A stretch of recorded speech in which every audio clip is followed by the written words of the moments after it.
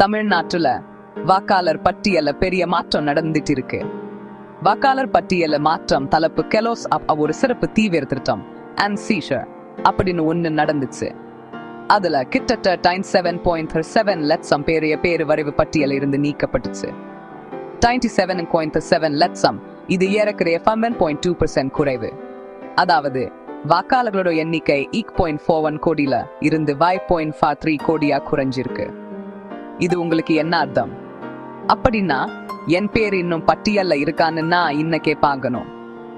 இங்கதான் விஷயம் இருக்கு. இந்த SIRஸை எதிர்த்து நிறைய மனுக்கள் உச்ச நீதிமன்றத்துக்கு போயிருக்கு. தேர்தல் ஆணையத்திடம் உச்ச நீதிமன்றம் பதில் கேட்டிருக்கு. அரசியல் கட்சிகள்ல இதுல ஒரு மிச்ச கருத்து இல்லை. சிலர் இத மொத்தமா வாக்காளர் உரிமையை பறிக்கிறதா சொல்லாங்க, சிலர் இது ஒரு சரியான சுத்திகரிப்புன்னு சொல்லாங்க. ஆனா அரசியல் தாண்டி இது உங்க ஓட்டு போடும் உரிமை பத்தினது. சில மாவட்டங்கள்ல இது ரொம்ப அதிகமா இருந்துச்சு. சென்னல மட்டும் கிட்டத்தட்ட 4.5 லட்சம் பேரு நீக்கப்பட்டு இருக்காங்க.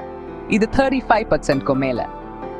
சென்னை, திருப்பூர் மாதிரி நகர பகுதிகள்ல பெரிய அளவுல குறைஞ்சிருக்கு. நிறைய மக்கள் தடைகளை சொல்றாங்க. 2002 ஆண்டு பட்டியல்களை பார்க்குது கஷ்டமா இருக்கு, ஸ்கேன் தெளிவா இல்ல, பூத் லெவல் ஆபீசர் ரொம்ப வேலை பழுவுல இருக்காங்க. அதனா வரைவு பட்டியல்ல என் பேரு இல்லைன்னா அது என் தப்பா இருக்காது.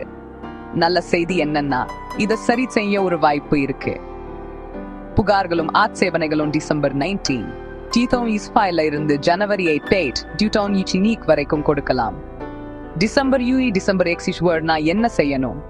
படி 1, nvsp.in மூலம் என் நிலையை சரி பண்ணணும். படி 1, வாக்காளர் உதவி செயலி voter helpline ஆப் மூலம்.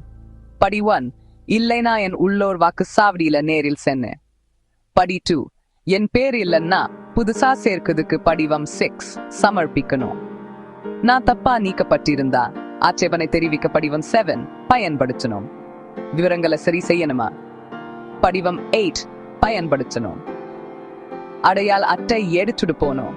எபிக் அடையாள அட்டை, ஆதார் அடையாள அட்டை, பாஸ்போர்ட் அல்லது இருப்பீட் சான்று வீட்டுப்பில் விண்ணப்பத்தை பின்தொடர்ந்து பூத் லெவல் ஆபீசர் வந்து கேட்டாலோ அல்லது கூப்பிட்டாலோ பதில் சொல்லணும்.